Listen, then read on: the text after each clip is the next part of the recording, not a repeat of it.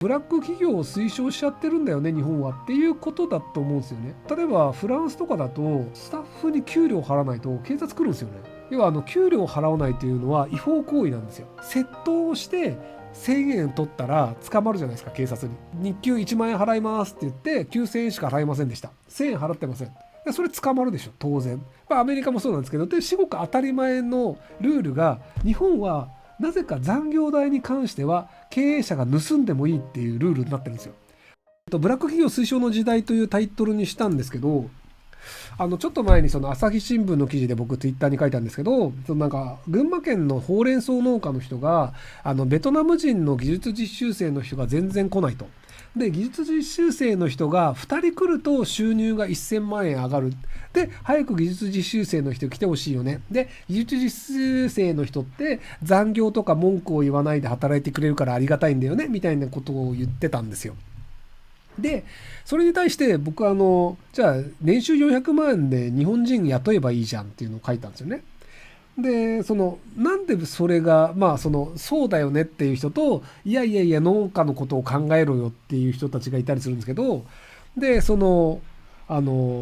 ラック企業がどう良くないかっていうと、ブラック企業でその技術研究生みたいな形で技術実習生か安い時給で働かされたりサービス残業をする人がかわいそうというのは一面的にはそうなんですけど、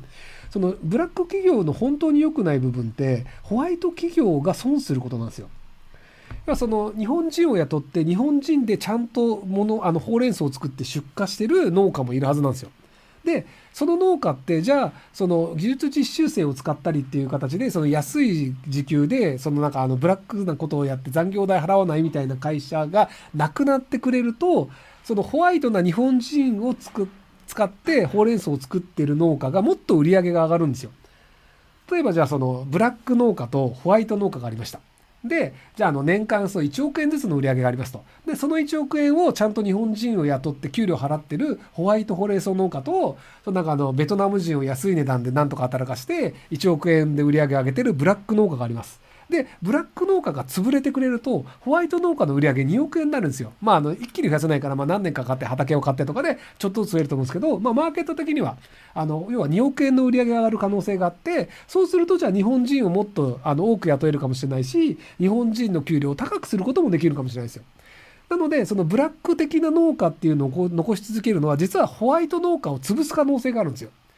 要は残業代払わなくていいような従業員がいる会社ときちんと残業代を払う会社っていうのが戦ったら、残業代払ってる会社が立ち行かなくなって借金を負って潰れる可能性があるんですよ。そうするとブラック農家だけ残りましたみたいなことになって社会がどんどん悪くなるんですよね。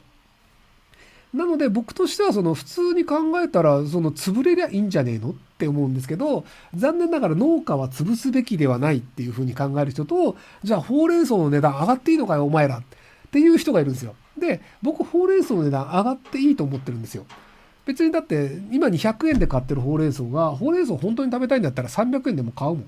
で安いほうれん草を買いたい人だったら現時点ではすでに缶詰のほうれん草っていうのがあるんですよ。外国から輸入されるあんまり美味しくない。でも安くほうれん草を買いたいんだったら缶詰買って食えばと。で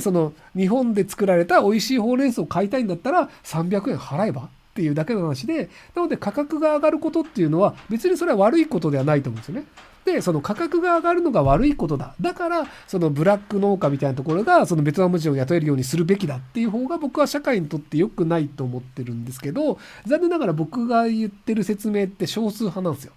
世間的には技術実習生を入れて農業を続けて、で日本人が雇えない、日本人を雇わない環境を継続した方がいいっていうことになってるんですよね。要は技術実習生を日本人がもう受け入れることが日本の農家が受け入れることができませんってなると、多分受け入れられない農家はどんどん潰れていって、で日本人を雇ってる農家っていうのだけが売り上げを上げて商品を出荷するっていうことができるようになるので、一回なんかほうれん草今年少ないよねとかほうれん草値段上がったよねっていうのになるんですけど、その後は割とちゃんといい給料をもらった日本人が幸せに生活できるっていう状況になるんですよ。なのでその痛みっていうのを許容できるかどうかで、僕は許容した方がいいと思うんですけど、残念ながら許容しないでブラックな状況を続けるっていうのが、現政権がずっと続けていることなので、今後も多分外国人実習生が入り続けるってことになるので、やっぱりブラック企業を推奨しちゃってるんだよね日本はっていうことだと思うんですよね。なので、残念ですけど、皆さんの住んでる社会は、ブラック企業を推奨するっていうので、で、例えばフランスとかだと、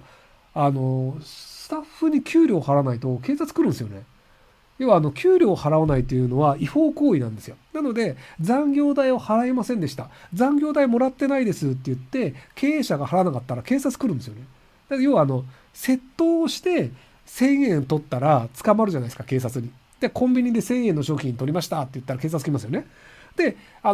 んかじゃあ、その日給1万円払いますって言って、9000円しか払いませんでした。1000円払ってません。でそれ捕まるでしょ、当然。だって1000円の、その払うっていうのを払ってないんだから。で、それ1000円盗んでるのと一緒じゃん。っていう、アメリカもそうなんですけど、で、至極当たり前のルールが、日本はなぜか残業代に関しては経営者が盗んでもいいっていうルールになってるんですよ。法律上はその経営者が残業代盗んじゃいけないってことになってるんですけど、残念ながら経営者がその従業員の残業代を盗んだとしても捕まえないし問題にしないっていう、その法律の文面で書いてあることと実際の社会で通用しているルールが違うんですよ。で、社会で通用しているルールは経営者残業代盗み放題。で、それに対してみんな文句言わないし、当たり前だと思ってる。っていう社会で、僕はそれ良くないと思うんですけど、でも、日本ってその多数決で物事を決めるので、51% 以上の人がそれが正しいと思ってるのであれば、それが正しい社会なんですよ。なので、じゃあ日本ってどうなのっていうと、ブラック企業を推奨してる社会なんじゃないかなと思ったので、